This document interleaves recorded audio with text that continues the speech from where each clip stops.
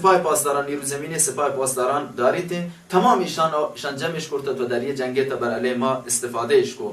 و ما در کمین کبتت. شما هر فرمانده نظامی را که سوچ بکنید در تمام معادلات نظامی در تمام دنیا از هر شخص شما سوچ کنید که یک گروهی در کمین کامل کبته بیتیم، کمینی که از زمین و هوا در زیر تسلط دشمن بیتیم و ما در دست عوام در تله کامل عوام به نجات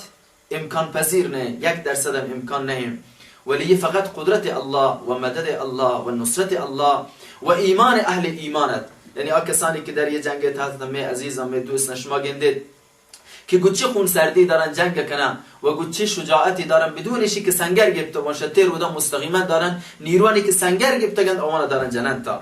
و بعد از 5 دقیقه 6 دقیقه فوراً گندین که 7 هلیکوپتر یتیم و هلیکوپتران بود تمام